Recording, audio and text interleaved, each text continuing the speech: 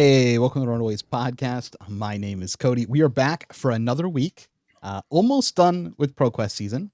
We had our first week with no Aurora, so it's been a little bit interesting. Not everyone on here, sadly, had events to go to, which is a bit unusual. But Lucas, I'll still start with you. What have you done this last week besides not have an event? Yeah, so today was actually my last day of class, so that's pretty sweet. I still have a few things to do online, but I am done going into school, and hopefully by the end of today, definitely by the end of tomorrow, I'll be done with school, which is pretty sweet. As Like done? Like Wait, have done? degree done? no, I have one more year, but I'll be done for the semester. And then I've just been playing Flesh and Blood, actually. I have like 4 or 5 decks that are currently legal that are on my short list for nationals, and so I've been trying to play each of those a reasonable amount, kind of get a feel for them to see how they'll be looking come that season. So but kind of the best thing to do, but we will be getting that BNR next week, so I guess we'll really have like a better shakeout of what it's gonna look like. I'm not taking anything too seriously right now. Just kind of playing everything, having fun, familiarizing myself with stuff that I think is unlikely to get hit on any sort of ban lists. Makes sense. And Noah, I know you had an event, at least one. Did you have two or one? Yeah. Just one. Just one. Yeah, spent Sunday doing Mother's Day stuff instead of going to the event. Makes sense. Yeah. So how'd your event go? For any sports fans, or I guess people fans of superstitions, you can tell by my clean-shaven face that the event this weekend did not go well. I got exploded in the top 8 by a Kano. And it was one of those games. They're so sad. It's like, I feel like I'm in the game. I almost prefer the Kano games where I just explode on like turn 1 or turn 2. And it's like, oh, okay, nothing I did mattered. I can go home early. But this game was like the weirdest game I've ever played against a Kano. I had 11 Earth cards in Banished at one point. Like my Florian hero power was online. I played Florian again, of course. I gained life multiple times despite having Reaping Blade on board because I was lower than the Kano. Like it was just the weirdest game ever. But of course, the end result is still the same. I still lose. So yeah, disappointing outcome there. But the deck performed really well. And I got a lot of feedback over the last week from people who purchased the guide on Metafy that they had really good results this weekend. So even though I didn't get there, a lot of other people did really well. Yeah, I was seeing that as well. I also played Florian this weekend myself, and I felt like I had like a weird tournament. Like I show up and I play my like first round. It's like a Fang, and I thought about bringing New again. I was like, New might go away soon. Maybe I should bust the New back out. And I was like, nah, I'll just play Florian again because this deck's fun. And so I bring the Florian deck. I sit down from a Fang, and I go, I've made a good choice not playing New. And so I beat the Fang. I beat like a stack Florian mirror, which was pretty fun. And then I beat like a Verdance. I beat 2 News, and I lose to a Reinar. And I'm like, okay, well that can happen. They played Blood Rush like 3 times in a row, legitimately turn. And I was like, okay, you lose those. And then I go into my top 8. And it's Dex again, who's playing Reinar, and it's like my top 8 match. I was like, okay, last week I beat Dex twice. This week he's beat me once. I'm like, I can't let him beat me again in the top 8. We sit down, and it's like, I'm going first, or I set like a CMH, go to his turn. He like blood rushes me immediately, and then ends on a send packing, kills my CMH. I have 3 cards in hand, and I go, well, that's probably the game. That was a fun one. Like, it's like infinite value loss because I have like Go again in my hand. I have 3 cards that I can't really take advantage of. I end up like playing it out. It's really close. He's down to like 1. There's like a couple of moments where he's at 2 and he Beast Within's off the top, and I'm like, this is how I win. Like Beast Within's gonna kill him, and it's gonna be sweet. And then no, it doesn't happen. There's like times where he's like, if I just hit a different card, or he hits a different card, if like my hand is 3 blues and 1 red. If he intimidates me on the last turn and I keep a blue, I win the game. But he intimidated the red into my hand, and then I had to block with the other 3, so I couldn't like grasp weapon him. It was just like pretty unfortunate, but he got me at the end. He finally got his revenge from the week previously. It's just funny because the last 2 events that we went to like together before this, we both ended up in the finals against each other. Unfortunately, this time the finals was in top 8. So other than that, it was like, it's just weird going to a tournament, losing to just the Reinar twice and like going home. You're just like, that's it. That's all I did. It's like the only thing I lost to in the room. That was my first ProQuest. Was I went undefeated or I guess I went 4-0 and then skipped the last round in Swiss, and then my only real loss was just top 8. Reinar, kill me. Cool, go home. It's kind of weird. You just sit there, you die, and then you leave. Yeah, you're like, oh, that was an adventure. Other than that, I think the deck was great. It beat a bunch of matchups that you're not supposed to, and everyone that I played against, liked the list, and a lot of them were aware of it, obviously, since we put the guide out. Dan, I know you did not get to go to a ProQuest. There's just no ProQuest for you to go to, which is crazy. But how's your week been? That was pretty good. Dude, I've been playing so much Flesh and Blood. I'd say like the past 2 weeks, I've been playing a ton and loving it. And then this past week, I've been playing also a ton and kind of hating it. I've been trying to like learn all the different decks, like get hands on. But now I'm trying to like pick a deck for the Battlehorn this weekend at Nats, and like just there's so many like heavily polarized matchups with the top decks right now. So I kept like playing one, and then I paired to the matchup twice that you like can't win. I'm like, well, what am I doing? I don't know if I can play this now. I spent the down 5 because that's what I do when I'm trying to find a deck to play. That didn't work out as expected. But I skipped my Monday Armory for the first time in like quite a few weeks. So now I'm re-energized and I'm loving Flesh and Blood again, and I'm excited to work on a deck for the weekend. Makes sense. I'm also unsure what I'm playing at the Battle Hardened. I'm probably playing Florian or New. The New just keeps calling to me to come back, and I kind of want to. But the Florian deck's so enjoyable to play. Like it's smooth. Great, it's great to play. The hands resolve itself. Like there's every time I sit across from an opponent, I'm just like, I'm going to win this matchup. Unless it's like 2 matchups that I'm like, there's 2 matchups that I sit across from. I'm like, this is going to be hard, or I'm going to lose. Popular, and then everything else, I'm just like, it's just comfy. It's like hard to misplay the deck because it's like, so it just makes sense. Right. Mm-hmm. I don't know. I like it. That's like the point is like, if I go to the Battle Hardened, I just see decent matchups all day playing this deck. I just feel so confident with it. Yeah. I think it's a great Battle Hardened deck. Like all you have to do is not lose to yourself usually at these events if you're like a pretty good player. Just because like the strength of the field. So I think a deck like Florian, where it's consistent if you get to like play the game, is very strong. But I think Azalea and Kano are looking to potentially be kind of popular. So I don't know if you're going to win if you bring Florian, but I like Florian as like a top 8, trying a top 8 deck. So the thing is like Florian loses those matchups, right? But those 2 decks are like traditionally thought to lose to themselves sometimes of just like bad draw sequences. So I think where you take some L's and that you lose to them when they draw like reasonable, they also like lose to themselves. So I think for like a Battle Hardened, you're kind of, there's no real perfect deck. Yeah, I agree. Yeah, I also think like how many of those decks show up, right? Well, yeah. I also think the Azalea match, you can make it not playable, but like close to playable. So. Yeah, I'd love to know how, if you want to talk after. Yeah, I think there's ways that you could put in the sideboard. The Kano match is just the Kano match. It's just like, you just get juiced, but yeah, just play a cheeky one of Oasis and hope they don't play around it. Yeah, it's possible. You might do that. I just pray on their downfall every time. I'm like, please hit this red off of a Kindle, hit the red off the rags. But they don't even need to be doing that. Like, I know, they but can just play to a state where it's deterministic. It's just every Kano match I play, I know they could be doing so many more reasonable plays than they are. Yeah. And then they just take lines that have a chance to lose, and then that's when I get excited. And then it never happens anyway. Yep. Yeah, exactly. I'm like, oh wait, there's variance? I could actually win? Nope. Yeah. Like you like survive the combo, and they're like, they're like, oh no, and you go to the next turn, and then they like brick, but it doesn't matter. They could just kill you off like one spell on their turn. They're like, oh wait. Or I think just go back to 3-card block, play potion. Yeah. They're like, it's deterministic again. Look at that. It's my favorite part is when they're like, they didn't kill you. You go to your turn, you like swing an attack at them, and they're just like, Kano? Oh.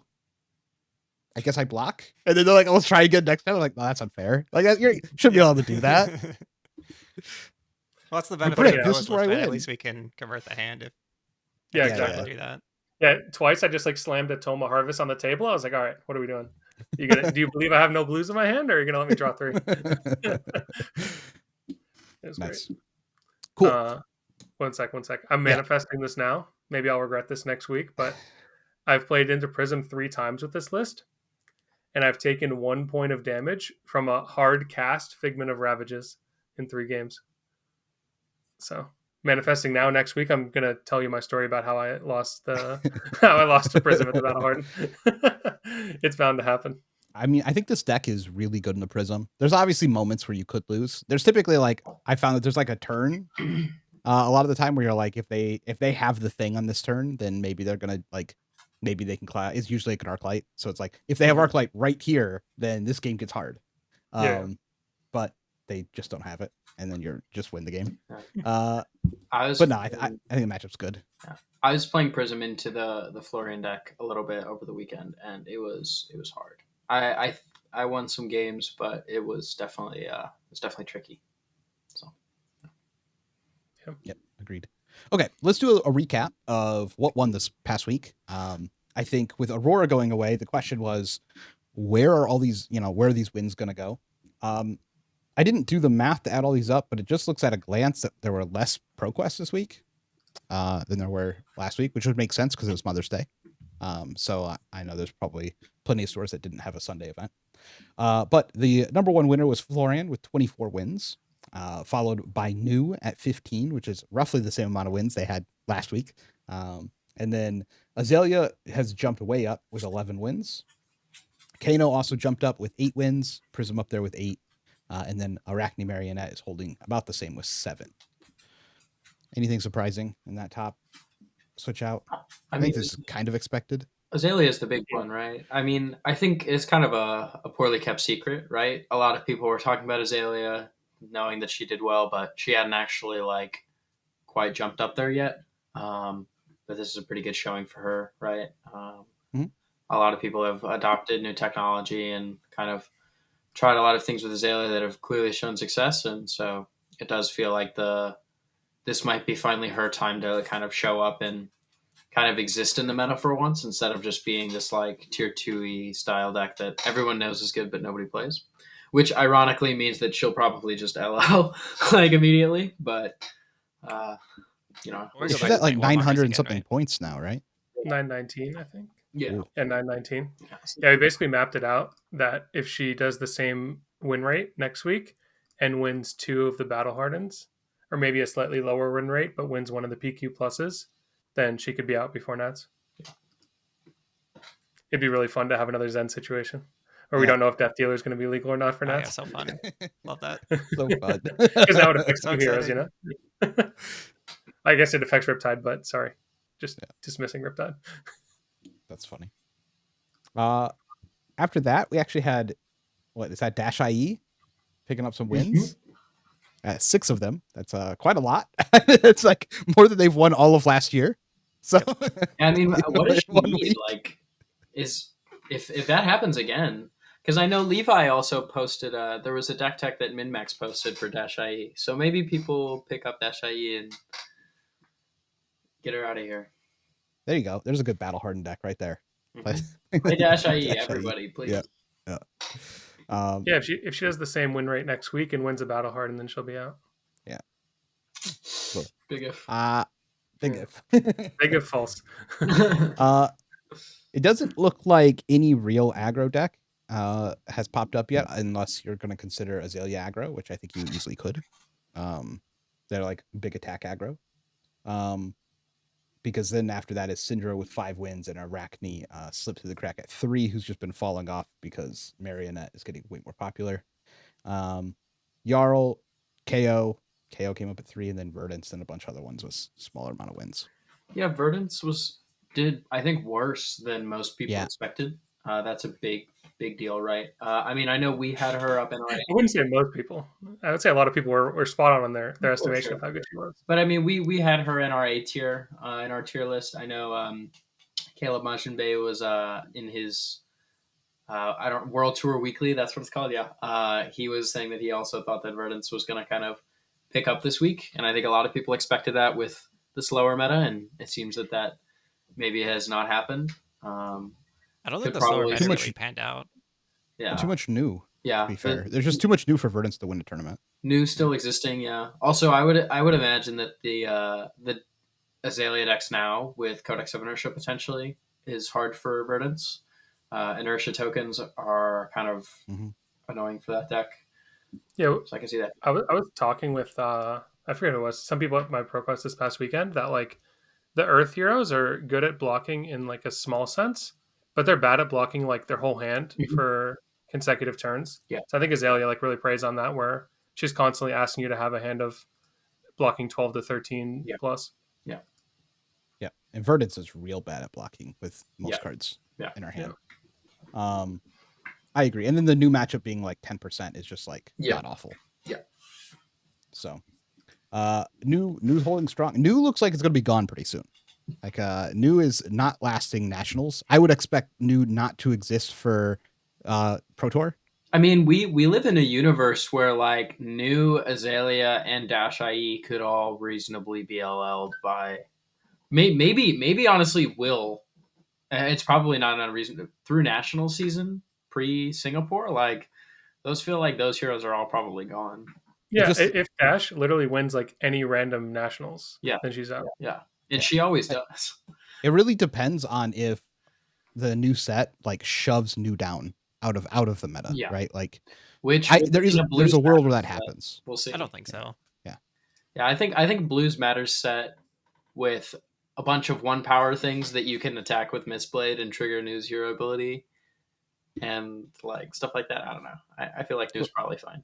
I mean, we'll see. It's just like we could have another Zen situation where we're all like, this deck's gonna go, and then like the new set comes out, shakes up the meta, and then it just hangs around. Like it just stops winning events. And that could easily happen to like Azalea or New or IE or whatever. Any of these decks could fall into that. Don't a lot of the gold generating cards require like certain cards in your graveyard that New can like pluck out?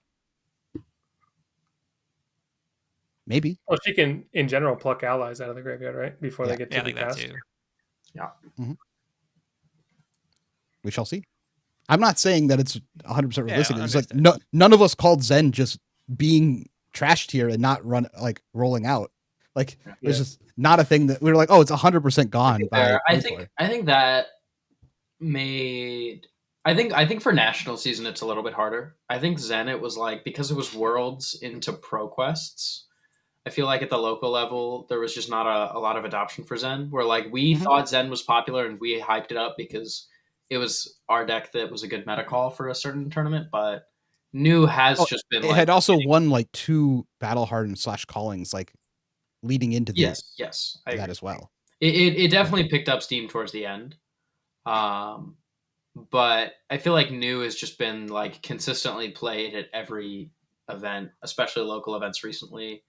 Like it does feel like she'll just have somewhat of a play rate basically no matter what, and I expect that to just cause her to LL pretty soon. I also think the fact that like CYB New is infinitely better than it was before. Yeah. Moving into this is like, well, maybe we'll see. We'll see how the graveyard hate shakes up. That would be my biggest question factor for that. But I agree. Right now, it seems like CYB New is pretty.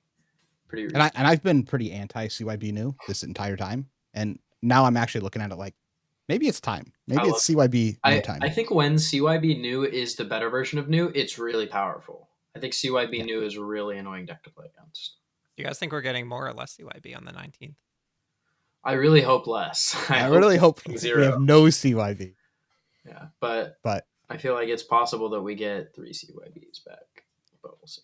No, there's no world where they unban CYB. Well, they said they wanted to unban it eventually, and the whole thing was they wanted enough graveyard hate, and now we have the graveyard hate set. And Gravy is graveyard hate is what matters against it. It's such a meme. Well, and like Gravy Bones is like the hero that uses CYB, surely, right?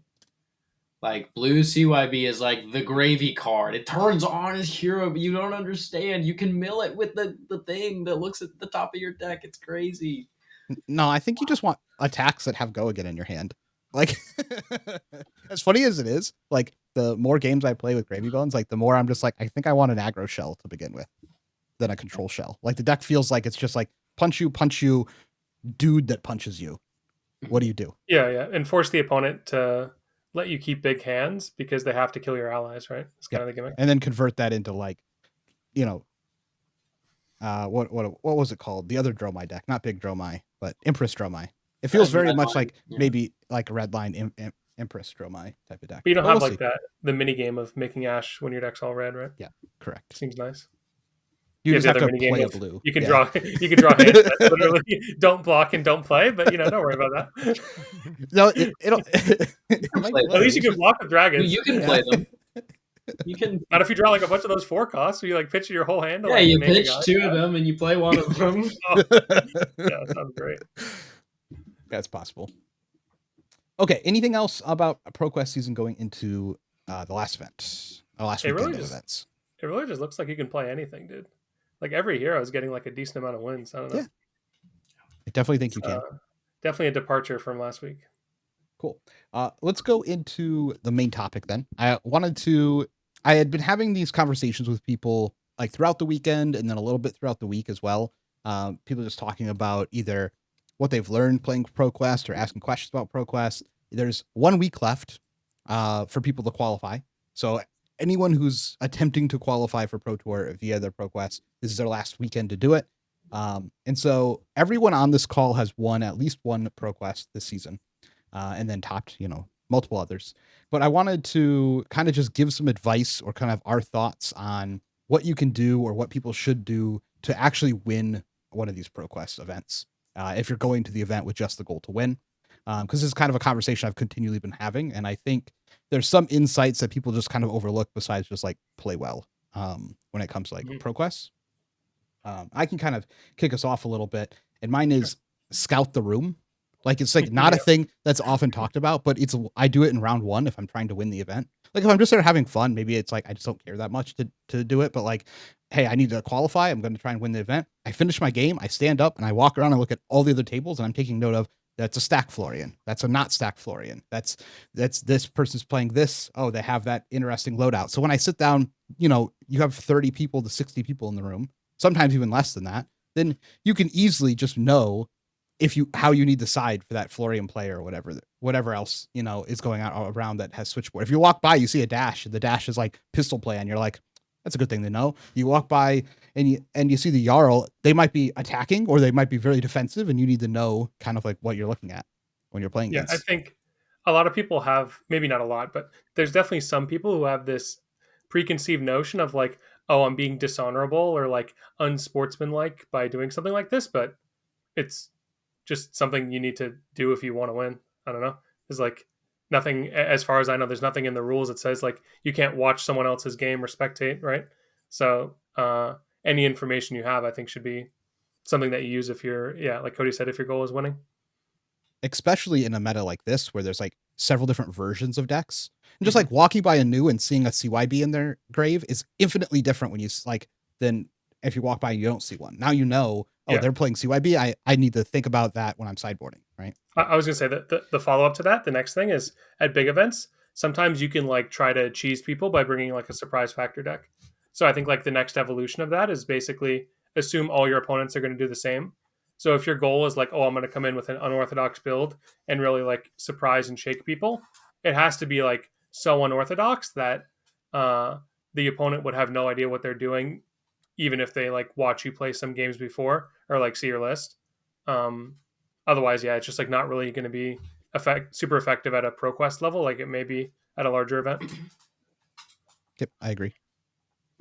So whatever, if you have qualms about it, you just got to get over it. It's like too big of an advantage, and it's the game. You have to do it. Yeah. Mm-hmm. Cool. Next tip. I have more thoughts if y'all need more time to ruminate, Dan and Lucas, or you can go now if you want. No. And there's lots of like quick hitters we can do. Okay, Make sure you do your pre-prep. Like think about all your matchups before the events. Mm-hmm. Have it written down so you don't have to be thinking about it. That's really the big one. I think you can find success if you like stick to a deck for at least a couple events. You can kind of, I don't know if you should, if I want to say it that way, but I find I get like the best practice at the live events during the actual meta. So it could be good to like run it back for a second one.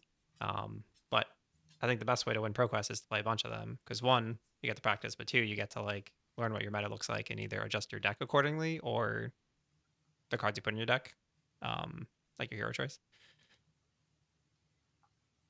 Yeah, I think one of the most important things, this kind of goes along with prep, is typically these tournaments will be between like 4 and 6 rounds, depending on the size, which means if you win like the first 3 rounds, you're really setting yourself up for success. It's like I wouldn't be dooming if I lost the first round, but I would really try to lock in, win the first few, so that way you get like better seeding. There's a lot of decks in this format that have like a significant benefit if they get to choose first or second by matchup. So getting like a high seed by winning early and having good tiebreakers, even if you have the same record as someone else, I think is also like pretty helpful.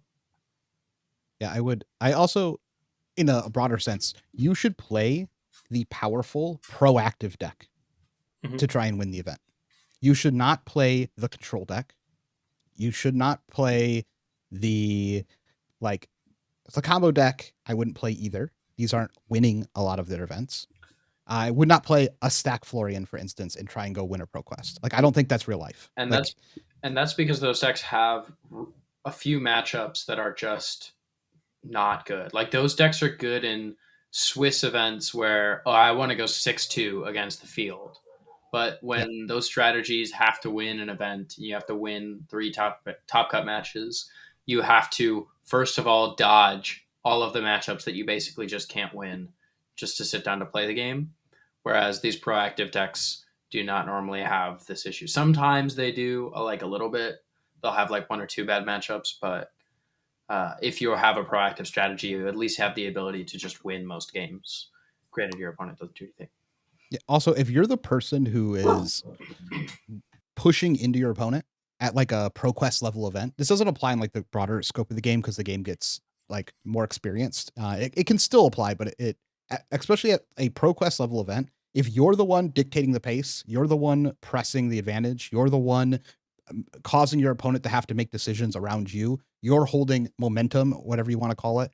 Like, if you're the person doing that, you'll win way more games versus being the reactive deck, versus being the deck that's like trying to play some like niche strategy or anything else. But if you're just playing powerful cards and you're the one pressing into your opponent where they have to decide if they're blocking, taking a bunch of damage, what they're doing, you're going to win more of these level events.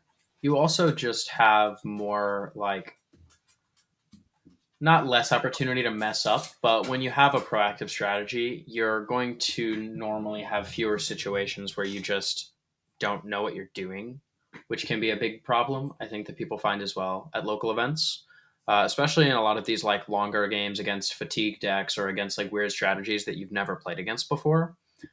When you're playing a reactive deck, figuring out a very specific game plan on the fly can be very challenging. But if you're playing a pretty aggressive or at least proactive deck, it's a lot easier to just do the thing you normally do and just kind of adapt a little bit to what you do know about whatever matchup you're playing. Yeah, I'll give a good example. Like, if you're playing new can win events. I'm not saying new can't win events with that, but if you're playing new, you need to understand the late game theory of the deck to like a very optimal degree, because there's several matchups where your actual goal is just to get down to the point where you start playing their blues out in a way that wins the game, or you're like helmeting to get the card out of their hand every single turn to like almost deck them out or like run them out of resources. In the mirror specifically, you need to know how much of a lead you need either going in with cards or being the first person who draws up with no cards in their deck with all chi. If you have a high enough health total, can actually be the advantage in the mirror. And like, you need to know all of these. These are infinitely more complicated ways to win games than I play card that punches them in the mouth. Like, that is just infinitely better as a way. And when things go weird or things go wrong or like games end up in weird states, if you're just a deck who's just like, I play card, hit you in mouth, like, this is just a way better way to win the game quite often than the more complicated like in-game states. And at a ProQuest level, like, you should just be the one who punches in mouth. I agree. Felling is a good card. Yeah, Felling is a very good card. That is. I would much rather be the person who's punching in the mouth than the one who's like stacking rune chants all day. Like, there's just no world where like that's not going to close out nearly as often. It's like the same with like playing Prism. While Prism can still like win a lot of games, like right now it's like rather difficult and you have to be pretty good and have like multiple different strategies. Like you have to be like, oh, this one I'm going to play Aura in this specific way, and I'm going to play Heralds in this way, and I'm looking for this pivot turn, and like that. It's just so much. Like unless you've been playing the deck a lot, or like you have like a really good handle on how to play the deck into every single matchup, you're making your ability to win the tournament way harder. It's like not a deck I would pick up. On the bright side, Florian is a very simple deck that has like good base math and also has like good base like common core like flesh and blood play patterns that work really well, and it's like a great deck I think to pick up and then try and win an event.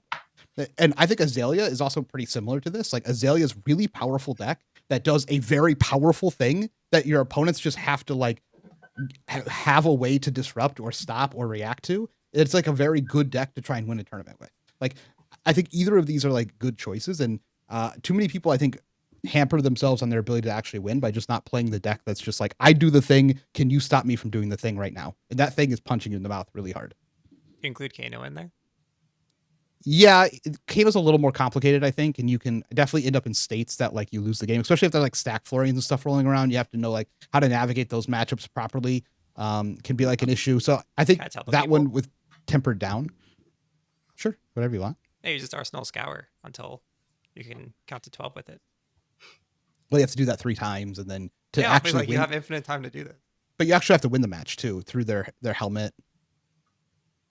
I don't know. Whenever I play it, they have no runes when I'm going off. Oh, that was just not my experience watching Kano's play against it. They were winning the matchup, but they had to like they had to do pitch stack complicated stuff to win the match every time. That makes sense. It depends on how the Florian plays it. Yeah, I do think Kano's getting to that point though, because they have a lot of matchups that like if you're anywhere familiar and comfortable playing Kano, that it is actually a decent to try to win an event with. Maybe a little less now because people are getting more tech for it. But if I had I've had more experience in the deck, I would. Yeah, so I played it early. I played Kano and then I switched to CYB Jarl. It's a little harder now, yeah. Sweet. Yeah, I think when you're talking about game plans too for matchups, have an idea before the match of when you intend on using your equipment. So like if you look at a lot of the top decks right now, you think about like Faceperg and Florian, right? Kind of have an idea of what game state looks like. That's a quality Faceperg into the various like top decks. Like when do I want to be Faceperging Prism, Azalea, Marionette? When can I maybe get value out of it versus a Syndra? These types of decks. Just think about like have an example of what your hand versus what they're presenting you looks like. That would be a good time to use the Faceperg, as well as like Azalea too, right? Knowing when it's okay, this is the turn I'm gonna use my Snapdragons instead of just like maybe the first opportunity to click the button. You're like, okay, I know in this matchup I want to get like 6 out of a Rain Racers, right? So I'm gonna use my Snapdragons on that turn. So just kind of have like a heuristic in your mind of when you intend on using some of the powerful equipment throughout the course of the game by matchup. Obviously, you can figure it out on the fly if something changes, but definitely takes off some of the mental load. It's kind of like a pre-sideboarding thing where you're like, these are the situations I have already determined in my like practicing and theorying that would be good to use these equipment in. Yep, I agree. And also take note of what your opponent has for equipment. This is like, sounds stupid, but like when the match starts, survey the field, you know? Don't be like, oh, wait, it's turn 3. I realized they didn't present AB. Or like, wait, what, why is this? Why are they playing Great Axe? What is this? One of my opponents actually this past weekend, it was like such a weird, we were playing a Florian Mirror and it was so weird. It was like every turn he would just like throw a 3 for 7 or a 2 for 6 in like situations where I thought it would make more sense to like maybe get an arsenal and like do grass plus sword. And then I looked down and there's no sword on the board. He just like forgot to put out his weapon and was playing the whole match as though like he had no weapon. I was like, dude, put your weapon on the board. Like, what are you doing? And then the whole game changed. But like, I didn't even notice that my opponent just like presented 0 weapon on the board for the first like 4 turns. So got to follow my own advice a little bit there. That's yeah, funny. the nice Reaping Blade all like slabbed up and pretty, just chilling in a deck box. I will also say that I think you should adjust your play according to who you're playing against. This is like you're going to a ProQuest, and quite often you'll at least be familiar with the people who are in the room. You should know like who like the really good players are, who like the not so good players are, and like some people you just don't know. But I think at a ProQuest level, you do yourself a lot of harm by assuming that your opponent has as much information as you do and will make the plays that you believe they're going to make. You get vocalize it. Yeah, especially if you vocalize what they should do or what they should be thinking. I think you're like just giving up infinite value at the ProQuest level. So it's like different at like a Pro Tour level. While you wouldn't want to give this information away, you're often more served by assuming your opponent is going to make the correct plays and then trying to find a way around that than you probably are assuming they're going to make the wrong plays and playing around that. There is an argument that maybe that's even wrong at that level at certain aspects. But at a ProQuest level, you should never assume that your opponent is going to make a play that you think they should be making. There's a lot of games where I'm just like, oh, they're probably going to do this. They do something that I've never even considered. It's like very wrong. And it's just like, but they're doing the thing. Or like they have 2 cards in their hand. They could have blocked and they felling and then they have to put their own card on the bottom. And it's like, they could have just blocked with that card. And you're just like, get an infinite value because they made a misplay. And it's like, these things happen a lot at ProQuest, especially in the first couple rounds. They can definitely happen. But I would not always assume your opponent's going to make the best play. And sometimes the line to win the game is to just assume that they'll make a mistake and then just do whatever line is the best for you in that situation. If they're like, oh, they have to helmet here to do the thing, then I'm just like, they have to see it. Like, I'm going to still do the thing. I don't care if the helmet blows me out. And then prove to me that you see the line, right? Like, is kind of like the opinion I think you should have. And then obviously you might temper that when you're playing against like the players you know that are really good. Then you make maybe a different decision. But I think these type of things really help you not just give up losses by making your opponent as good as you, assuming that you're also, a good player. Yeah, I agree with everything. Anything else on that, or any other topic? I have another one but it's very spicy. Oh, I would say make sure you double check your deck list before the event and don't get for sure. unnecessary penalties. For sure. Here's the spicy one. If you end up in the finals and you would like the invite and your opponent, either you don't know if they want the invite or they don't want the invite, you can ask them, do you care about the invite to Singapore? And if they say no, you can say, do you prefer the gold foil? These are all like valid things that you can say before the game has started. And if they say yes, then you can say, I would like to rearrange the prizing so that second place gets the gold foil. And if they agree, then you play the game and they just don't block. Or they can't concede because you've talked about prizing. But all of this is legal. And this happens at almost every event. But no one ever talks about how to do it properly.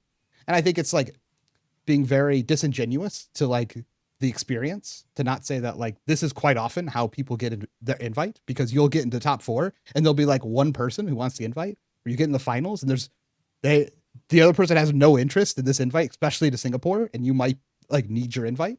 This is a very common thing that people do, where they're just like, I would like to rearrange pricing so that second place gets the gold foil. And then you play the game. You have to play the game. You cannot concede. You can get disqualified for doing that. You play the game and the other person just doesn't block. That's how they do it legally. Because I've been asked that question as well. How do you legally do a prize split? This is how you legally do a prize split. So there's the spicy strats that happen in almost every event. That's why it's like the other day when I said I played an event to completion, like won the event. It was so fun. Like it's like a big deal because like never happens. That's like 25% of events just go naturally to the end. Yeah, if that. Actually, you brought up this whole assess your opponent kind of thing too. Adding on to that, when I was playing Florian, I think when Aurora was still legal, so either the week before, I think it was the week before this one, there was like a moment in the finals where I basically could choose to make a play that would get punished super hard by them having Sigil of Suffering. So I just like looked at my opponent and I was like, I respect you as a player that you wouldn't play Sigil of Suffering into Florian, but then therefore I'm going to punish you because in this exact situation, if you had it, it would be the nuts. And it turns out after the match that they indeed made the objectively better play of not running it in their deck, but I then got to like exploit this information because I respected them as a good player. Yeah, I think don't appear to be good. Disguise your skill. Make yourself seem like a scrub. Yeah, winning a ProQuest is weird because it's like optimal tournament strategy and like optimal like long-term winning strategy of the card game or matchups doesn't matter, because what matters is like winning the game that's in front of you, which is like a different skill. Like you should know that in this situation you should do this like 90% of the time, but like sometimes that 10% is what wins that game. It's like you need to be able to do that play as well. And then it's also like doing that match to your opponent's level or what they've shown in the past of the game that they're like willing to do. And especially if you're going this far, if you've had ProQuests like every week, or even if you've just been playing the same area for a while, you know kind of how some people play, and being willing to like taking advantage of how you think these people play so that you can win your ProQuest is like part of winning ProQuests. It's like part of the skill of being able to continually win ProQuests. I still haven't figured out how Dex blocks with his helmet yet. When I'm playing like Florian into Reinar, I've played him so many games at this point, and I'm just like, he always surprises me when he blocks with his helmet. I'll be like, surely this man will not block with his helmet on this turn, and he'll block with it. It's not even good. Sometimes it's good, sometimes it's not. But I'm just like, I can't guess. But there are other players where like they're not going to use their arms here in this matchup when I'm playing Zen against New and my opponent is Lucas. I know 100% of the time he's never resolving his arms there, and then you just use that to win the game. So like that's like part of, you know, playing the game at more of like a local level that I think people just don't talk about or like just don't think about when they're going to this tournament.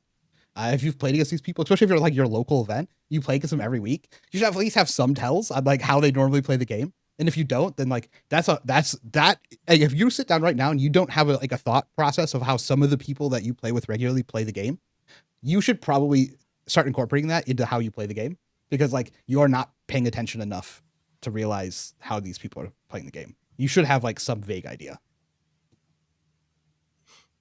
I think it's worth working on.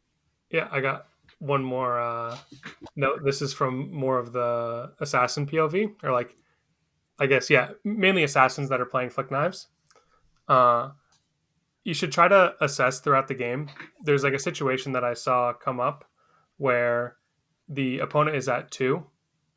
The assassin attacks with a leave no witness for 4, has 1 dagger left, maybe like 1 source of retrieve left in their deck, and the opponent declares a block for 3. So like they're just dead if you flick, and then the 1 damage from leave no witness goes over. Do you assess that your opponent has like a shelter to discard or a calming breeze, or are they just like that kind of madman that they would just block 3 and know that they're dead on the table because they perceive their only way of winning is you just not flicking and then them presenting a 3-card hand into you? It's like kind of a bad example, right? Because you just always flick in that spot. Like if they have like a shelter, like whatever, like you just trade the dagger. But then you may never be able to win the game anymore because now you lost your only dagger. I don't know. If that's it's the difference between winning this turn or winning next turn. Yeah. Yeah, I feel like that situation is kind of like not that deep because the dagger is not gonna. Obviously you need more context, right? It's like the real situation. Well, it's the person that you're playing against that matters. Like if I'm playing against one of you guys and you do that, I'm probably assuming you can cover up the flick. Like yeah, exactly. See, because like I make that block 3 play all the time. Yeah, I agree. Wait, you agree, Lucas? I feel like you were just saying the opposite. No, with Dan. I also make that block 3 play all the time. But I was just saying, play that like, least the winning, not like the when we die next turn play. You would never. Trading your dagger for a D-react is like the same. True. It's like pretty close to even anyway, in like worst case. Wait, I'm saying I don't have a shelter. I'm just blocking 3. Yeah, Dan's just dead on board. Yeah, I know. I'm saying I would just flick the shit out of it, whether it was Dan or not. All right, you got me. Yeah. But there are players on the team I can think of who would either sometimes make that block and bluff and never bluff. Like I can think of players right now who would never bluff that spot because they're like they're going to make sure they don't die. Right. Mm-hmm. They'll block 2 cards, even if they'll be like, I'll figure it out next round, even if my 2 cards left in hand don't win me the game. I guess it also kind of depends on like what the matchup is. Like obviously this is like a very specific situation. Like if it's like leave no witness, but they're playing like new and they have it's a Mario Mirror. Sure. But if it's like leave no and they have like no cards in hand, then like no cards in hand, then the play is obvious. I'm saying they have 4 cards in hand. You just took damage, so now it's you're at 1, they're at 2. You throw a 4 with flick knives up, so you're representing lethal. How many? And you have no cards in hand. You have no cards left. You're literally just playing naked, leave no witness. Yeah, I mean, I guess like I just feel like in that situation, like my opponents always has like shelter. If they then have obviously shelter, I'm they're just just gonna block blocking there. 4. It just doesn't matter. Yeah. If they have shelter, they're just gonna block 4. I don't know you're at 1. If they block 3, I'm flicking the shit out of that thing. Okay, so then do you think it's a good play by them if they actually do have the shelter? Because then they potentially like. The block 3 I think to, your like, use case is bad. I think the case has to be where like they need to only block 1 card to be able to win the game. Not you're at 1 and they can keep 2 cards and win the game. I don't know, whatever. I think we're way into the weeds in a contextual situation. Yeah, what's the point, Noah? What were we trying to get at? Because there's also the line where they forget you have like knives, period. Of course, that's the point. Yeah. Yeah, this is what I was hoping you would bring up, is that like there's basically 3 angles. There's one is like your opponent is 5 head and they're just like bluffing, thinking like they'll next level you and you won't flick. Then there's like the 3 head, which is they just forgot you had flick knives on the table and they're dead. And then there's the, I guess, 4 head in the middle, which is like they had a shelter to try to cover it up. There's like the 3 potential outcomes, and throughout the game, you should try to get a pulse on your opponent. Why are you possibly blocking 3 if you have a shelter? Bro, it does not matter. It does. It literally does not matter. It does. I'm saying these are plays you could make. Yeah, agreed. But I think it stands to the point. Depending on who I'm sitting across from, I'm going to have different thoughts on exactly. all 3 of these plays. There'll be players that put the 3 in front, and I'm like, they just didn't see that this was lethal, and I'll just flick them and kill them. Yeah, this situation is just whack. Yeah. Okay. Well, the situation actually happened to me, by the way. I believe the situation happened. I had a fruits in hand. I didn't bluff. they flicked, or no, they just didn't flick, and I was like, oh, okay, they're just like fruits. Oh, I mean, I always play around sigil. I didn't know we were adding more options. Yeah, I didn't want to add unnecessarily complicated variables at the start. Dan does always play around sigil, actually. Yeah. He does always think about sigil, no matter what deck he's playing against. Yeah. So if I lose the sigil, I'm not flicking. That's funny. Okay. Does anyone else have any other tips or anything for winning ProQuest? I actually think we came out with some good information that you probably haven't heard in other places. This is not the typical how to win a ProQuest advice that I hear come out, but I think it's pretty important. Yeah, there's one thing. If you play against somebody in the last round of Swiss and you're locked for top 8 and you think you're probably gonna beat that person if you play them in top cut, maybe you should just concede to them. I've definitely been in situations where I'll play against somebody and I'm like, it's like round 5 or whatever, I'm undefeated and I'm like, you suck. Like, maybe you're a nice person, but I think if we play in top cut, I'm going to beat you. So I'll just give them the win. So that is a strategy that you can employ at these kinds of... You can also offer a draw too, right? You could do that too, yeah. But you can also just do that to like go get food or whatever it is. Like to say if the break is optimal for you, I like to use it there. But like there are also spots where I think I just like, or the reverse can also be true. Like if I play against somebody who is like good, and they're like half a win in, and I'm locked, I'm trying to get their ass out of top 8 because I don't want to play against them. Like I got 2 shots at getting you. So. There's also the third option where sometimes if you're undefeated and someone is X1 going into you, if you beat them, you'll also play them because they'll be 8th again. Yep. So if you think that's a good matchup, you should probably just not concede as well. If you have a good idea of how standings work, because you could easily just beat them and then immediately play them again because they'll be 8th seed, and then it's like a pretty easy way to get to top 4. These things matter. Sometimes it's like it's kind of rare, but like you have to have like a pulse on kind of how it works.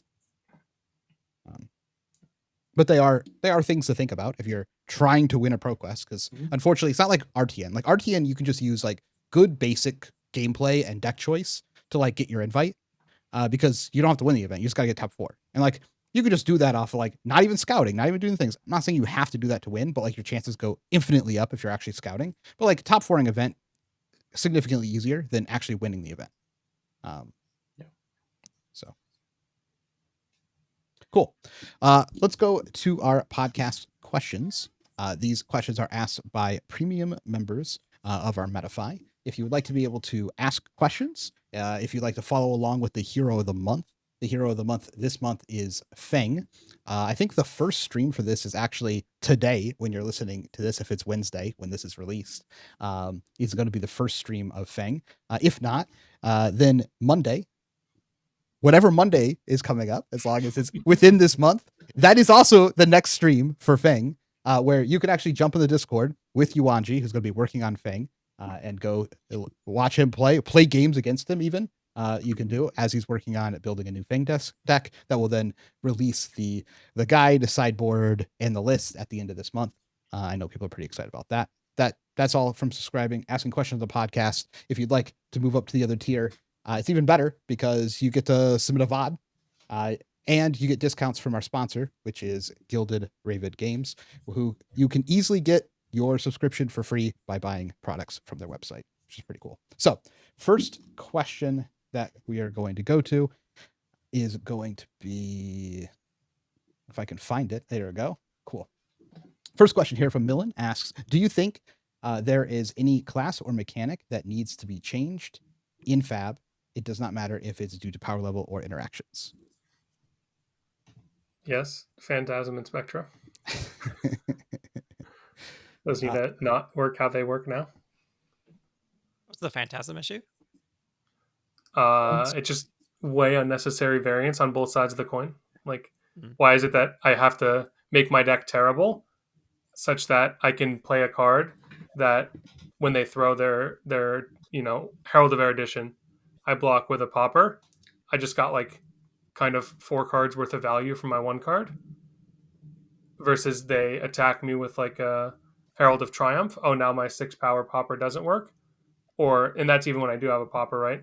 Or I don't have the Pauper. I just think like the way they structure the cards is that they're way too powerful if resolved and way too punishing if popped. Yeah, you look at just like a Chromai, or maybe Chromai's right, like a Yenderai, for example, right? That's like 6 health is what it's representing and 3 damage. So like when you swing, it's like 9 value, and whether or not you have a Pauper is just like, I feel like an unreasonable thing to balance that on. Like there's 9 value weighing on this thing, because normally practically in things like Prism and in Dromai, it actually ends up being more than that in a lot of spots. Like Herald of Erudition hitting a lot of the time is like, it's not just 4 cards worth of value. It's like 20 to 20 and it's like game.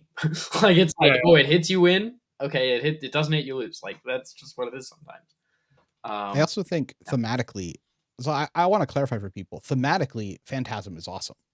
Like is a theme for how like a skill or a card should function. In design wise, I think it's pretty cool, but when you're actually playing it and you're thinking about the deck as like a function, I think it's pretty poor. It also means you can't play, like you can't make 7 costs or like 7 damage attacks that are ever like meta relevant, because you're just like pushing this deck completely out of the game. And then the way to beat it is like there's a very clear pattern. So like anyone who wants to invest sideboard slots to beating this matchup can just do it most of the time.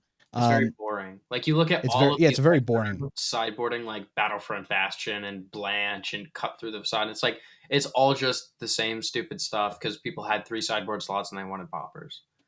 I think it would be interesting if they kind of put Phantasm on like smaller aspects of a card. Like if a card was like let's say there's some illusionist card that's like 3 cost, it attacks for 10 or whatever, and it's like Phantasm, this gets -5 or whatever. It may be things like that where it's still like a high cost and it's still high impact, but it's maybe not as like game breaking where it's on. I think the biggest problem is that since illusionists are so snowbally, giving that class Phantasm means that Phantasm is so often worth so much. Like popping Heralds and popping Dragons is worth so unbelievably much. Where you compare that to literally any other class in the game, like if you look at Brute, right? If Brute cards had Phantasm, like popping like Ascend Packing or like a Pack Hunt is like strong, but it's not like game win or lose consistently every time strong. It feels like it would be strong in a lot of spots, but it just feels like when illusionists are like, oh, we have 4 turns left in this game, and if you draw a popper on this turn, you win, and if you don't, you lose. It just feels like so unreasonable. As somebody looking to play with or against these decks, it's just like every time like you play against Dromai, they have like 10 damage worth of dragons in play. They go Rabble, it's like 5-5, and you're just like, well, if I draw a popper, you just lose. If I don't draw a popper, I just lose. Those kinds of situations happen way too often, I feel. Yeah, I also think... Go ahead.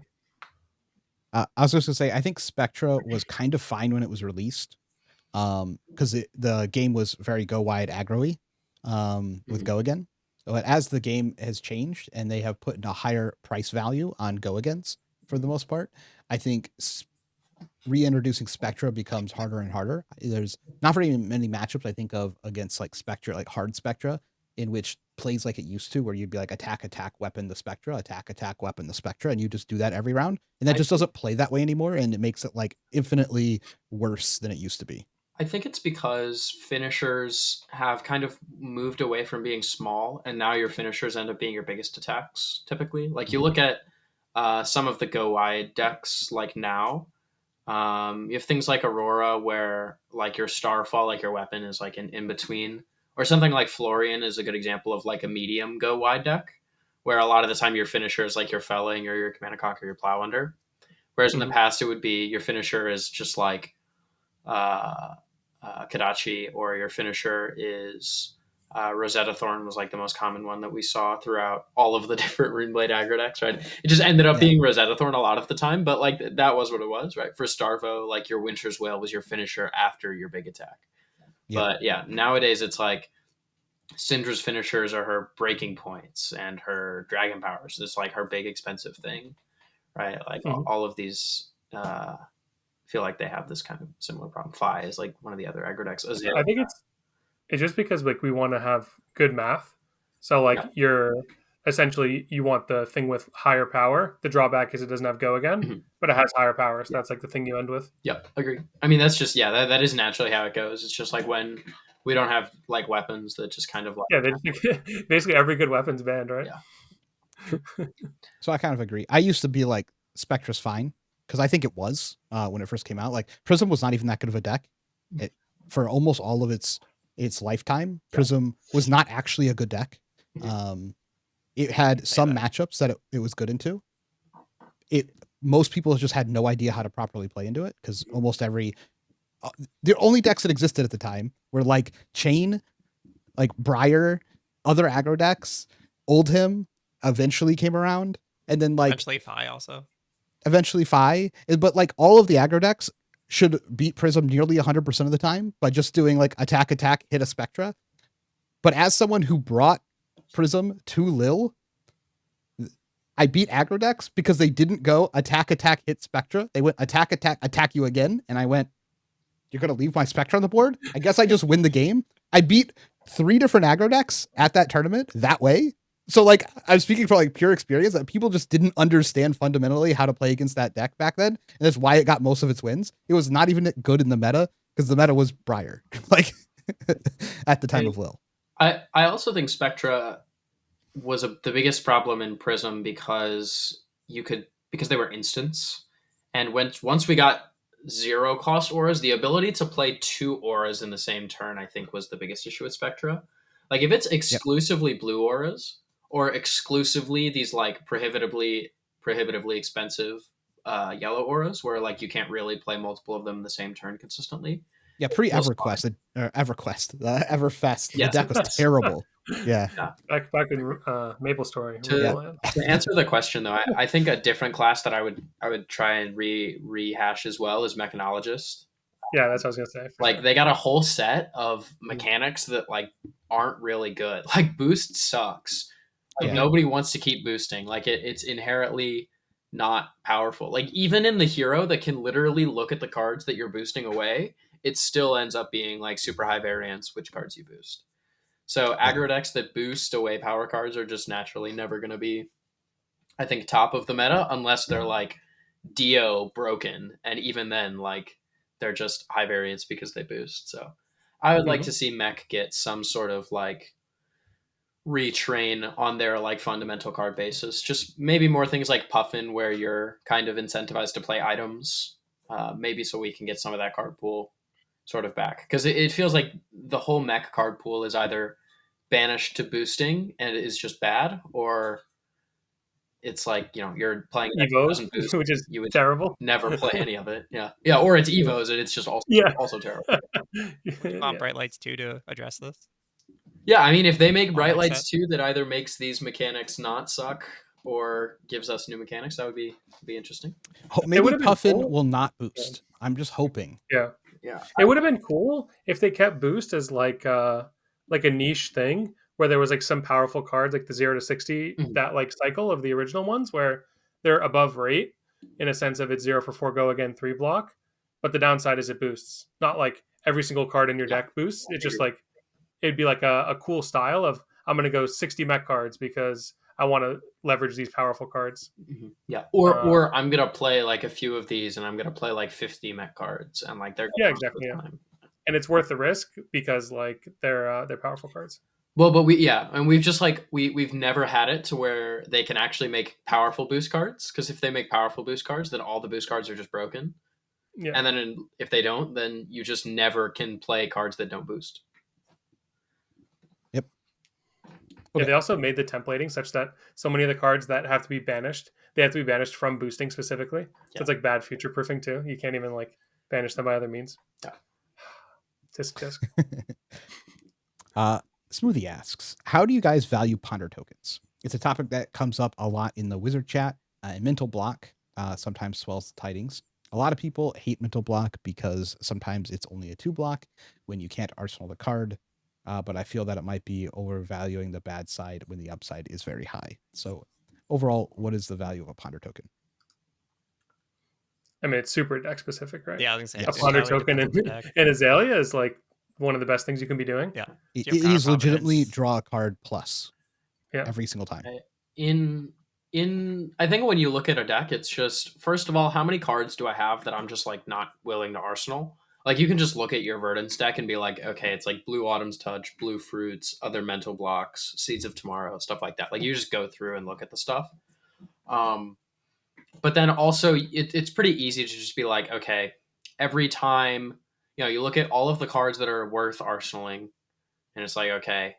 Then you look at all the cards that aren't worth arsenaling. Okay. How's that? Okay, if I have 15 cards I don't want to arsenal, okay. 3 times more than that, it's going to be worth a full extra card, and it blocks 2 and is worth, a full card. That's pretty strong. But maybe if it's like half and half, like if you have like 30 blues that just like suck and you just don't want to arsenal them ever, then maybe it's not as strong. You can also just kind of like get a feel for ponder tokens as you play the game more. Like you'll just kind of understand that some spots, like playing Verdance in particular, one of the, I think, biggest weaknesses of a card like Mental Block is that you normally want to be playing off of a very specific arsenal anyway. Like when I get to late games with Verdance, like there's very specific kinds of cards I want to set. Like if it's the last turn of the game, I want to set like Emeritus Scolding or Pulsing Aether. If I'm down a bunch of life and I need to have a big comeback turn, I want to be setting things like Rampant Growth. Or, if I just need to push a little bit, maybe I want to set like Plow Under or Cadaverous Tilling or whatever it is. And so in those kinds of decks, ponder tokens might be weaker because you don't want random arsenals that don't feed into your game plan. But you can just get a feel for that. Like you just play the game and you're like, okay, if I'm playing Florian into this matchup, I just never have an arsenal. Or I just play my cards every turn. Ponder tokens are super strong here. Or in Verdance, maybe I always want to set Rampant Growth in this spot. Ponder tokens aren't super good here because I always want to have a specific arsenal. To get more specific than that, if it's like turn 2 and I'm playing 2 Seeds of Tomorrow in my deck, or 3 Seeds of Tomorrow in my deck, or whatever, then like the ponder token's like infinite value. It's like, because I can just get rid of eventually like the arsenal card with the Seeds of Tomorrow that I'll probably draw at some point in the game. So like, even if it is, so if you take the downside that it could be bad, then it's like you kind of cut that away if you know that you have seeds coming eventually. Yeah, I just think in the early game, the arsenal's a little less finicky with Verdance as well. Yeah, you just like can't play too many ponder cards in these types of decks because they are 2 blocks when you have 2 of them. Yeah, I'm just talking about ponder in general. For like that situation, like early game, it's worth a lot more than it is like later in the game, depending on like the situation. I also like think about it a lot with E-Strike, because like if you're finishing with E-Strike and you're swinging for 7 versus drawing the card, and like I almost never draw the card off E-Strike. It's like I almost always just get +2 damage, and then there'll be occasional times where I draw a card if I like really need it to come back, or if the matchup is like in a certain way where almost anything that I set like makes sense. But quite often that 2 damage is like worth more than possibly just getting nothing to put in my arsenal. Yeah, I think that's probably wrong, to be honest. I don't think it's wrong. There's other context of like if the opponent has like a purgatory on the board or something, and you don't want to just like lose your card for nothing. I think the opposite's wrong. I think too many people draw off of E-Strike and they just lose value when they have to set garbage cards, or they just don't take the two damage. It's like you're like dumb for drawing off E-Strike a bunch, or you're like genius for drawing off E-Strike a bunch. Quite often the 2 damage is more relevant than people think it is, because it gets people to lower breakpoints that get you cards faster into the game if that is part of the game plan that you're playing with. So like I think if you know the 2 damage is going to resolve, and sometimes sometimes if you send it for 7, they're just going to like put a card and de-react it, and you're just like, okay, it doesn't make any sense to do this. I might as well just like draw a card, right? But quite often you like know if that 7 is just going to resolve, and if that 7 is just going to resolve, that 2 damage is just like really, really important in a lot of the matchups, more than it is of like a random card to set. Yeah, I definitely just send 7 because I'm soft, but I think it's right way more often than not to draw the card. When you can just like engineer your deck such that you have maybe like 12 bricks. Bricks is like, you can probably still set 6 of them. 6 are like hard bricks you can't set. It's probably still just like worth it to draw the majority of the time. No, all the cards that you that kind of deck. All the cards that you set though have to be worth more than 2 damage. I draw in. That's crazy. I draw in most decks with E-Strike basically in that spot basically every time, and it is just like objectively right. But I don't know why E-Strike's in your deck if that's what it looks like. Yeah, I think it depends on the deck, right? If you're playing like a deck with a bunch of shit arsenals, like sometimes you +2, but even then, when you sit down and like look at it, it normally just makes sense to draw a card anyway. Like drawing cards in today's Flesh and Blood, most cards, like the 5th card in your hand increases your value by like at least 3 points. It's normally more. It's like closer to like 3 or 4, which is just so much better. Even if your deck is like only 2/3 live arsenals, it normally ends up being that. There's some other spots where like, you let your opponent CNC you, and maybe you like lose a little bit of value because you like block with cards that could have been worth. I quite disagree with this, especially playing a lot of new. Like Same. It's because new is just like a bunch of shit arsenals and cards that don't work together. That was my exact point. Was like most of the time it like doesn't work. Yeah. I think new is like one of the biggest examples where it doesn't make sense to draw, but I think that's just because like I think in new most of the cards are just bad arsenals. Like even the cards that I will the cards that are good are bad arsenals. Like Hiss and Venomous Bite are just like shit arsenals. No, I'm convinced you had the chart backwards. It's the +2 that's the dumb move or the genius move.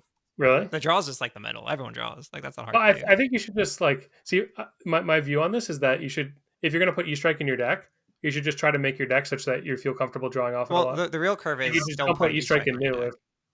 Yeah, like if E-Strike is in your deck to do like 7 and go again, what are we doing? Get it out of there. Like we're past Guardian days, bro. Yeah. You don't need to be playing E-Strike for your go again. E-Strike is in the deck. Kind of gas in this meta though. Yeah. E-Strike's in the deck to make 4 and 5 card hands playable. Like that's why you would put it in the deck. Go against gas when your opponent sync blows it and takes 1, and then like you use 2 cards, they use 1, but you got through it. Sure. Anyway, so you could have used none of your cards. Yeah. Now that D-React isn't used on the other things you're going to be doing on the turn. Like they were always using that D-React. I don't know, man. 2-card 5 is well, there's always a CMH on the board. Come on, that's when you choose E-Strike. I'm talking about new, of course. Yeah. Or any deck that you're trying to. It's the easiest way to get it to resolve 4 or 5 cards. Anyway, it's the thing I think about E-Strike a lot is that +2 versus the drawing, because I think it's very interesting and most people just draw. I think you could do like a whole very detailed long article on how to use E-Strike properly. I think you could like really deep dive this topic. Yeah. I think the moral of the story is that you just got to make your decision quick, and then it'll be the right one. And it's dependent on the deck. If you hesitate, bro, the card gets worse and worse every second that goes by. You can't hesitate. It fuels your fear. Yeah. Kaori asks, anything specific you'd like to see spoiled for the expansion slot in SEA? This pirate hero, this 4th pirate hero. That's what I want to see. The mono pirate. Was that a rumor? Well, so James White and Brian were like, "There's this big surprise in the expansion slot." Surprise. It really feels like a hero. Like I think it's going to be Stromai. It's just Stromai. I think it could be Icelander. That's what a lot of people are speculating, is that it's a new Icelander hero. I think it's a lot more likely though that it's just like a 4. I think it's just a ice melted lander. Yeah, I think it's just a pirate. I think it's just like a base pirate hero that has an ability that is too strong for draft. and is just CC playable, kind of like slip through the cracks. That's the cracks, yeah. Maybe it's like Golden Go, you know? It's like it could have gold coins everywhere. It could like just be power, something. You just make gold every turn. If it's a mono pirate hero, I wouldn't be surprised if it is just like a gold is better in this hero, but you can only play pirate cards, right? Because it's solo class instead of dual class. Wait, Because maybe it's Victor... in limited, he would get the macro, and maybe that would just be too strong with whatever this theoretical hero ability is like basically the idea of the hero is that it's just harder to get gold because you don't have class cards. But like if you have Treasure Island, maybe it's just too broken and like you would just like break limited or whatever. I think it's got to be Victor the horse pirate, because like Victor cares about gold, so I think they're probably gonna like give their fans what they want. Like they made another Victor for the like Clash set. Yeah, but it's definitely the horse in this set. It's just the horse. But he's a pirate. He's got like a peg leg. The horse got turned into an inflatable. He's no longer. Oh, that's right. Maybe he's busy being a hero. Agreed. Cooney asks, is it Fi time? Dan, is it Fi time? No. I don't think it's ever Fi time again, sadly. Oh. I do think Fi has some very positive matchups currently, like the Earth hero specifically. He's just very strong against. It's not a bad time to be playing Fi. I just don't want to be playing Fi in a tournament. Okay. He's just not that strong. Sometimes he is. You can get to your like 35 damage turns again with like some of these extra card draws like loyalty and prowess. Stacks asks, what framework do you go through during your opponent's turn? For example, first you ask yourself, does your entire hand convert? Then check how much your hand is offensive value versus defensive value, et cetera, et cetera. Yeah. So when I look at my hand, like, first of all, when you just play deck enough, you'll just like see the patterns. So you'll just like notice like, oh, I have like red herald, yellow herald, blue herald. Like, okay, I'm just going too wide. But like, yeah, first off, you just want to see like each individual card. What does it want to do? Like, okay, I have Sync below. Like, okay, that's either going to block or go to my arsenal. And then you look for synergies after that. Like if you have to do it manually, if it doesn't just come naturally, you just like see what everything wants to do. Then you look for synergies between the cards, like Sync plus Fate. Like, okay, I want to play Fate first, then Sync below. And then you can kind of like make decisions after that. Then I see, okay, what do I want to do with my hand? Okay, what did my opponent do? Are they letting me do what I want to do? Like, okay, if I want to just block 2 cards and then throw 2 cards, if my opponent sees me, that's great. But if my opponent disrupts what I want to do in some case, then I will like, adapt my strategy and go from there. You skip the most important step. Why is your opponent doing what they're doing?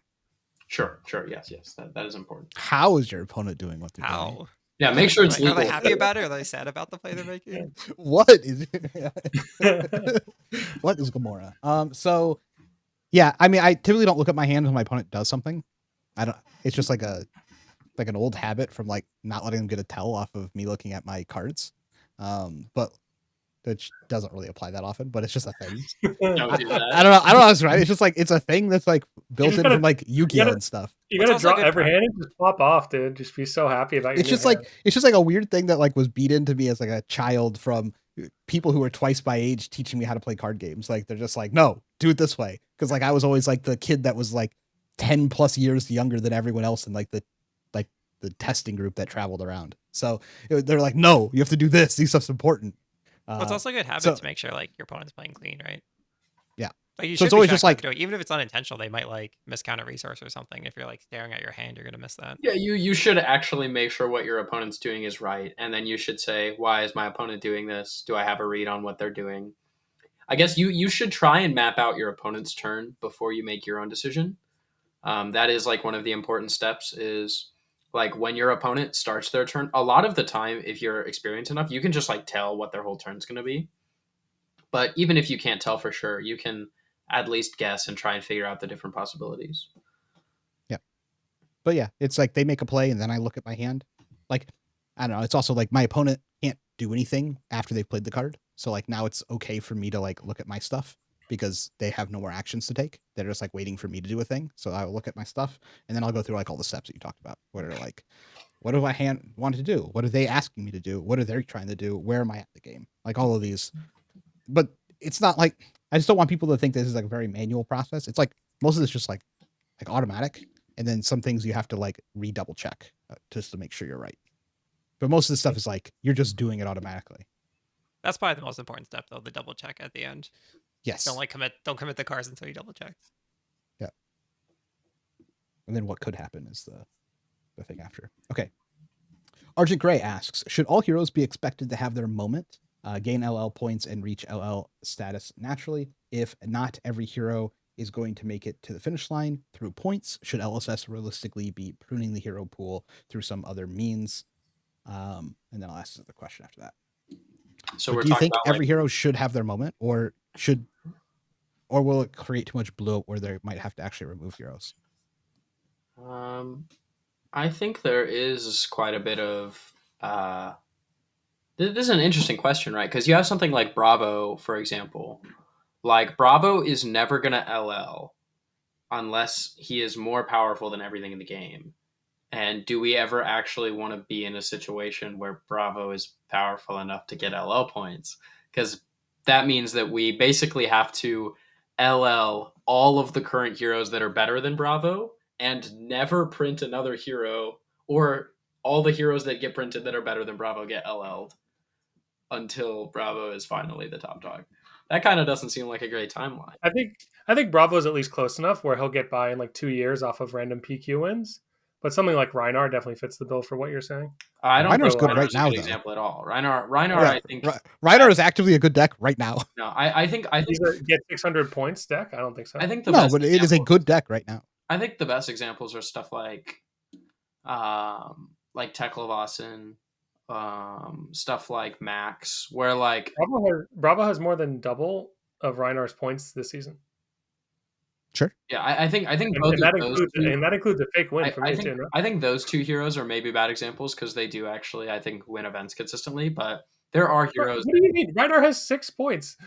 Reinar never wins anything. He's the worst deck ever. Yeah, I think their deck's worse than that though. That's like steadily increasing though. I think it's the worst deck in terms of it came out on the first day and has the fewest points. This is what I mean by worst deck. The concerns are like Betsy, Olympia, Max, stuff like that, though, right? Where like the concern is decks that are unplayable. Like you legitimately cannot play them and ever expect to do well. Olympia, Max are the only two right now, right? That are just like actually, there's no reason to play the hero. I mean, depends on how far you want to move that bar up and down. Because like Reinar is like actively a decent playable deck, but like Teklevasen is not, right? Like so it depends on where you want to put that bar. I think it makes Bravo is playable as like a fatigue bullshit deck that exists right now. I think most of the heroes in the game right now have the ability to get support and be powerful and have their moment. Like Teklevasen, like terrible hero, but like they could push him, I think, to a point where he would be reasonable with his hero. But do you think they should? Should they make every hero good at some point? That's the question. No, some heroes should be bad. Yeah, I don't really see any issue with the current system. Yeah, I agree. I also don't think bloat is real because if the heroes aren't good, then they're not played, so they basically don't exist. So like it's fine for them to be in bloat. Yeah, I think the problem could potentially arise if like 5 years from now, 10 years from now, then if like the really bad heroes are actually fine. Like if we get to this point where we have this bubble of like medium bad heroes where like if we keep printing heroes that are better and then the better heroes LL, if everything else kind of exists, then once everything else LLs, then we just have all of these like medium bad heroes that just kind of suck. And like they have their moment eventually, but I don't know. Unless we just keep pushing them back down by making other stuff that's better. I think it's fine to just have bad decks that exist that are bad. Maybe 20 years from now they have to make it a change. There's just like 100 bad heroes that have never been good. You know what I mean? That's not 20 or 30 years from now, right? Like that could. I guess yeah. That are bad, yeah. To be like really really bad heroes, yeah. I mean, it depends if they make changes to the LL system that everyone's complaining about to like clamp it down so more things don't. Anyway, we have a question about it later. I'll rant then. His other question is, when is Acilio going to get a 0-cost lightning split card called Shock Shock? Absolutely not. Absolutely No. busted. Split card? Wait, A is split card that's just zero-cost shock. is is too that good. why is that broken? Why is it broken? Because it's like infinite damage.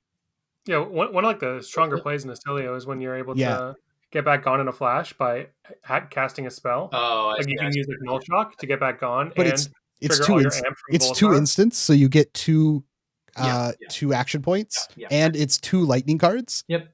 at the same time. It's like No, legitimately even if it busted. wasn't this busted, I think if they literally just printed 0 cost lightning instant shock, I think it that's would too be too good. good. Yeah, agreed. It would have to be like changed to where it doesn't like I deal don't know. arcane or I don't know something. about too good, but it would make Astilio like one of the best decks. Yeah, that's like the thing he's missing, I think, is some like instant way of dealing arcane damage at 0 cost. That just doesn't exist. Yeah, I think it's like Codex level. And that got into the game, so. Wait, why? Why is it that good? Yeah. Because like one of the biggest problems is when you have your big pop-off turn, you end on like a lightning card that also needs to have go again to cast your spell to cash in on all the Volzar amp. But if you can just do that at instant speed, you don't need Greaves to fuel your combo turn. You can just have like a normal turn where you play like 4 lightning cards and then shoot a shock for 5. So also imagine on your not combo Why turns. does it have to be a lightning card? It doesn't have to be lightning. It has to be instant speed arcane damage. I see. And on your non-pop off turns where you're just like play this, then you just get the wand for like 4 or 5 at the end because it's an you instant. just like have a one like a lava burst of arcane is insane. Yeah, it's just like very, very good. And then you also have to like think about it much more on the on your turn. Like they could just you're at like 4, they could just go sigil, kill you. Yeah. Big Hungry asks thoughts on Volda and then PQ Guardian promos being legal for Nats. Man, I have no thoughts on Volda. I still haven't read that hero. about it. I think that hero there's some amount of play. Anti-gold. It's an anti-gold hero. Yeah, is that what it is? It should be good against the pirate heroes, at least in theory, right? I think it has probably one of the most cursed mirror matches ever. Where like you don't actually want to be doing the thing because then you're also just like plussing your opponent. Like if you're spending cards to draw, then like you're plussing your opponent. So you actually just like swing sludge back and forth, and Proper plays a real attack instead of sludge. She's also I think randomly there's this like weird interaction where I think she's kind of just like beats Prism for free, where like the other Guardians don't, because when they like go off with Soraya, you just Roiling Fissure like every aura away. So they just like can't ever go off when they have auras. So like you just fatigue every Prism ever. Like I don't actually know if they can like win. So if you wanted to play like a fatigue Guardian and Prism was like a big concern and maybe pirates are like a thing, I could see Volda being playable, but I think it would have to be like you're making like 2 to 3 surges every turn against like multiple of the best decks, because like just playing a shitter Guardian with no hero ability and no specializations is so rough. Yeah, I don't think it's a real deck for Nats, but like it could be a real deck at some point this year. Like I'm not. When Mastery Pack Guardian comes out, I actually expect her to be one of the best decks. I honestly think that her hero ability being free is really strong, and I think that the cards that we've seen so far are pretty ridiculous. Like that card that makes 3 seismic surges at instant speed is crazy. Like that's we've also seen that like Guardian was pretty good when Rangers were in the meta of being able to profit off Chokeslam. Like when Chokeslam is good, Guardian is pretty good, I think. Yeah. TCG Ted asks, there'll be winners and losers coming out of the BNR. What heroes do you predict to be winners from the BNR? I just have no idea which direction they're going. Like, are we getting cards back or are we losing cards? Yeah, I think I don't think we're getting anything back. There's going to be like I didn't say. Yeah, go ahead. I think they could give us Plunder Run back, but I don't think they will. They will not. I think Plunder Run sucks. They should bring it back. Yeah. I also don't think it's that strong, but I think it's probably just like they don't need to unban it, but they could, and it would it's be just like, this whatever. like dumb kind of high variance card that's like shitty 2-block that does nothing in the end game and like 2 for 1 randomly in the middle game. Like it's like a burn up shock kind of thing, right? Where it's just like it sometimes is really good, sometimes it does nothing. Yeah. The kind of problem with the ban list is that there's a cascading effect where if you start like banning some stuff from some heroes, you kind of then have to ban other stuff from other heroes. So I'm curious to see like how far down they go. If they don't go down far enough, then maybe we see a resurgence in Guardian. Yeah. But that's really all that I see. Yeah, I don't know how to make this prediction. I just won't. Not Fi. Fi is a loser. That's my prediction. I don't know who's gonna win because it'll be like a 2-week meta till like the next set drops basically. But also we don't know how severe they're going. If you watch the dev talk, they hint at like it's gonna be some big changes, but in their mind, what is a big change versus what are we now imagining a big change is? It could just be like 2 cards banned, and then it'll be like, we just wanted to give you time to like adjust to these 2 cards before. Like, you know what I mean? Like we don't actually know. So just please don't have it be Autumn's Touch again and think that matters. It really might be though. You're letting Yuanji get in your head. There's no way they're banning Autumn's Touch. But Yuanji thinks unironically they will, whereas I'm like, but he's just a fool. Yeah, I agree. I don't know. I hope that they are also not fools at LSS designing. I think there's a very real chance they just ban Autumn's Touch and think there's no get world. out of here. Get out of here. The card isn't even that good. You guys are just joking. You're actually joking. Card like literally doesn't matter. Okay. Sigma asks, if you had a superpower in real world, what would it be, and how would you translate it to the ability of a FAB hero? Bonus points if you compare it with a class and maybe a talent. I'd be able to understand and talk to my dog. Oh. I don't know how to translate that, but Druid, speak with animals. There you go. Yeah, it's a druid class. Yeah. Animal companion. Could be ranger animal companion. True. As well. Mm-hmm. I would definitely choose something. Oh, you go ahead. I mean, it's just basic. It's just the most basic thing. I want to read people's mind. It'll be a mentalist. I could look at their hand. If some drawback would exist. Dude, that's like cheating. You're gonna get disqualified or suspended. Yeah, I would definitely choose something like super strength, stamina, endurance, whatever kind of related. So I could just be a professional athlete, make millions of dollars working for a few years, and then chill thereafter. No, I kind of like Noah's idea of just like being like a little stronger than everyone else, or like a little smarter than, like, I'll just be like twice as strong as the next strongest guy. Like, you're not gonna go crazy. That keep it crazy. Kind of chill. Twice as strong? That's not slightly stronger. That is so strong. But not like Superman. Like, I would just be like enough to where like I'm clearly like a natural phenomenon, and like people give me money. You're just like twice as strong as the mountain. You're just like twice as strong as the mountain. Yeah. Like I don't want to like. You know how strong that is? That's so strong. Well, but like I don't need to be able to take over the world. I just want to be able to be like, hey guys, I'm a superhero. Like, give me a pension. Oh no, I don't want to be like that. I want to be like, people just think that I worked really hard and got super athletic. Sure, myself. You can also just have super speed and just be like a little faster than everyone else. Yeah, exactly. You just. Yeah. I don't want to be in like government labs, but I want to be like enough to where I'm sufficiently ahead of the pack in any sporting endeavor. I'll just break like all the track and field world records by like a second. Yeah. Just somebody breaks it, I'll just go back and break it by a second again. Surely teleportation's the right answer, so we can actually like get to Singapore. we could play world premiere and like practice for Nats if we could teleport. Yeah, I'm changing. I'll talk to my dog later. Well, I think I'll talk to my dog later. That goes in line with what I'm thinking, right? Because if I just make millions of dollars, then who cares? I'll fly around the world all the time. But it's still 23 hours. Yeah, but you still have to waste the whole day of your life. Yeah, but I'd like have a private jet there. I don't know. I'd be pimping. Yeah, I don't know. I mean, if I could just like read people's mind, I could just do everything in the air for 20 hours. But reading people's mind, I don't know. That's like that's an L answer, dude. Come on. I feel like you're gonna have to be doing some illegal stuff if you're reading people's mind. Yeah, I agree. I'm trying to be above bar. Bro, you just said you're trying. You just said you were gonna shuffle cheat. You already made millions. I was trying to relate it to Fab. Get out of here. Okay. Joe asks, do you think that when LSS has disbanded, organized play has ended, and there are no more LL points to be distributed, that Arachne Huntsman will have LL'd? Nope. Or will it be in purgatory forever? Nope. No. They will have LL. Yep. They will not have LL'd. That was when we forgot about. We forgot about Arachne Huntsman. Yeah. They literally like at least the other heroes have the hope of just getting like triple Codex of Frailty specialization. Fucking poor Arachne Huntsman has 2 other better Arachne. He can't even get a specialization. LL and Blitz. Yeah, maybe it'll be like one of those dystopian 2200 movies, and people will still be playing their Arachne decks by like nuclear campfires.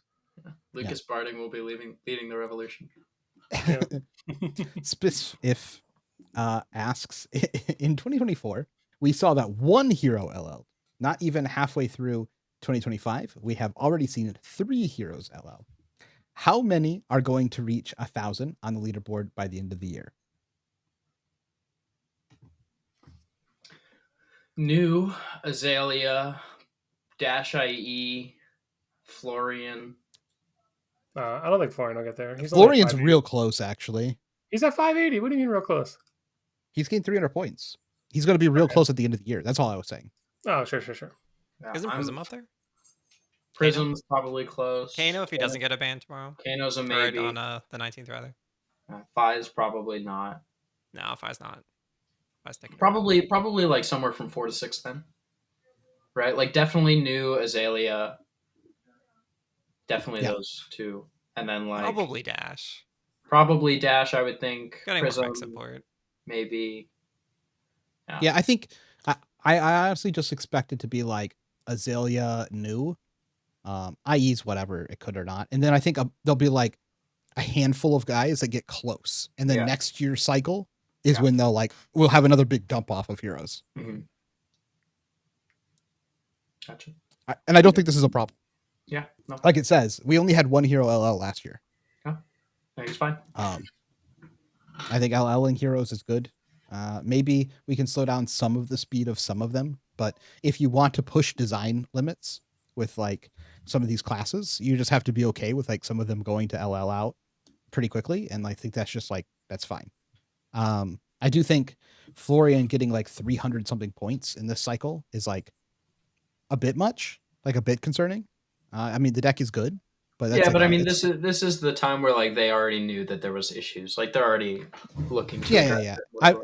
I would hope that he like becomes more reasonable moving forward. Like still good, like he can still be a good deck, do all the things, blah blah blah. But if he like continues to gather like a lot of points throughout the rest of the year, I expect that might be a problem. I expect with the introduction of multiple new playable heroes, Florian will. That it should go down. Yeah, I agree. Because he's not the strongest deck because he's broken. He's the strongest deck because the deck suck. Because the rest of the deck suck. I agree. Nidu asks, is there a restaurant you've been to while on a trip for FAB that has stuck with you? Lots of them. Morimoto in Vegas was really good. What was that? Morimoto in Vegas. Yeah. Where'd we go in Cali, Cody, for sushi? The fatty tuna. I just keep think about the fatty tuna. I wanted to say bonefish, but it was not bonefish. It was something. It was some name like that. Yeah. But it was. It's just some like. Sugarfish, it's just some sugarfish. Sugarfish. There it is. Yeah. I said it was. Okay. It was a name like that. That place was great. Yeah, sugarfish. Just the fatty tuna though was like, oh my god. Yep. And there's also like a sushi place in Vegas I go to every time that I'll probably be going to again. This Vegas. Every time I go to a restaurant with Pat, it's a great time. That's just because Pat's a great time. That's less to do with the restaurant. I'll never forget. We went to the one steak. I think it was in Vegas. It was either Vegas or LA. We went to like a steakhouse, and he ordered like the porterhouse for 2, and the waitress went to set it down like between us, and he just slid it on over to him. That was for me. That was great. Oh, that's great. But yeah, almost a restaurant like per city that we've been to for extended periods of time. Mm-hmm. He Who Smites asks, what is the best / quickest way to improve at limited? It's like $1 million question. Probably can't go in one answer. Yeah. Well, they want the best quickest, so there's one answer. There's one answer. I have it for you. Okay. You subscribe to the Gilded tier, and then you do VOD. For your VOD review, you submit your draft. Yeah. That's the quickest and easiest way. Yeah. I think going over drafts is important, like making sure that your draft decisions all actually make sense and that you have a strategy. and then just like actually having a strategy, like a crafted out, like, this is what I do when I go into the draft. Then I do this. If this happens, I do this. If this happens, I do this. If this happens. Yeah, just like have a plan. Don't flounder. Because that's the biggest issue. That's like the biggest thing that can go wrong is if you go into a limited situation and you're like, oh, it's pick 4. I don't know what to do. Then you just train wreck. So just have some sort of plan. Have like a default that you can go to as well, probably. It depends on what you mean by get better. If this question is framed in a way of, hey, there is 1 week from the release of the set to a tournament that we have to draft in. How do I get good in that amount of time? Well, it's probably just force a hero. Like, as much of a joke as that is, it's like, that's like probably the best. Yeah, it's probably the best way to do well at that draft. I mean, people do that and they have 5 months to prep for a tournament. So, it's like probably how you have to do it. But if it's just like how to improve in general at limited over time, it's like, then you need to go through, review, like test everything, draft a lot. The amount of times I've gone to tournaments and someone's like, I've drafted 5 times. And it's like, well, hopefully you get lucky. I mean, is kind of like the world that you're living in. And then you have to get more lucky than you normally have to get to do well in draft, which is just like a thing you shouldn't be asking from the tournament. But actually drafting is probably the fastest way.